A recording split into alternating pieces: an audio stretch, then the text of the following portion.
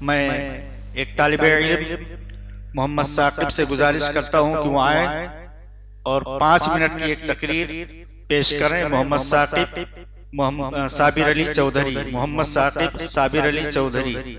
السلام علیکم ورحمۃ اللہ وبرکاتہ۔ نحمده ونصلی علی رسول الکریم، اما بعد۔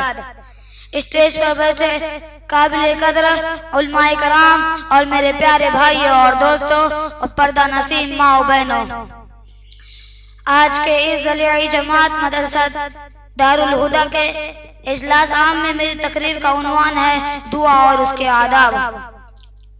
زندگی میں بہت سارے ایسے موقع آتے ہیں کہ جب برے سے برے انسانوں کے دل میں یہ جذبہ پیدا ہوتا ہے کہ وہ اپنے رب کے سامنے ہاتھ پھیلائے، اس کے سامنے گڑ گڑائے، اس کے دربار میں اپنی درخواست پیش کرے۔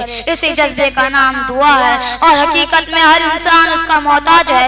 قرآن مجید کے سورہ فاتر میں اللہ تعالیٰ فرماتا ہے یا ایھا الناس انتم الفقراء الی اللہ واللہ هو الغنی الحمید۔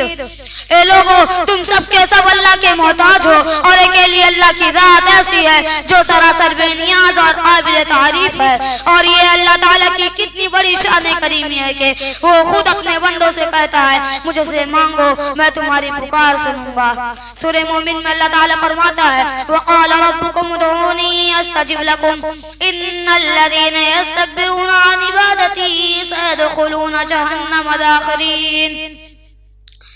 اللہ تعالیٰ کہتا ہے مجھ سے مانگو میں تمہاری پکار ضرور سنوں گا۔ جو لوگ مارے گھمنڈ کے مجھ کو نہیں پکارتے وہ ذلیل و خوار ہو کر جہنم میں جائیں گے۔ مگر میرے عزیز بھائیو، اللہ تعالیٰ سے دعا کے کچھ آداب اور شرائط بھی قرآن و حدیث میں بیان کیے گئے ہیں، ان کی رعایت بھی بے حد ضروری ہے۔ اللہ تعالیٰ قرآن مجید کے سورہ اعراف میں فرماتا ہے ادعوا ربکم تضرعا وخفیہ انہ لا یحب المعتدین۔ اپنے رب کو گڑ گڑاتے چپکے چپارو، حد کے بڑھنے والے پسند نہیں کرتے۔ اس آیت سے معلوم دعا میں تضرع ہونا چاہیے، یعنی اللہ کے سامنے گڑ گڑاتے ہوئے، روتے ہوئے، اپنے گناہوں پر پشیمان ہوتے ہوئے اس کو پکارنا چاہیے۔ اللہ تعالیٰ فرماتا ہے ادعوہ مخلصین لہ الدین، یعنی عبادت کو صرف اور صرف اللہ کے لیے خالص کر کے اسے پکارو۔ بنی اسرائیل کے ان 3 لوگوں کا واقعہ بہت مشہور ہے جو ایک غار میں پھنس گئے تھے۔ جب انہوں نے اپنے نیک اعمال کا حوالہ دے کر اللہ تعالیٰ سے دعا کی تو اللہ تعالیٰ نے ان کو مصیبت سے نجات دی۔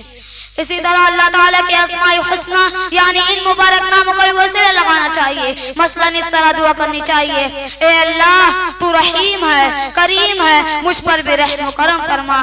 اب آخر میں اللہ تعالیٰ سے دعا ہے کہ رب العالمین ہم سب کو خلوص قلب کے ساتھ ساتھ دعائیں کرنے کی توفیق عطا فرما۔ آمین وآخر دعوانا ان الحمدللہ رب العالمین۔ السلام علیکم ورحمۃ اللہ وبرکاتہ۔ السلام علیکم ورحمۃ اللہ وبرکاتہ۔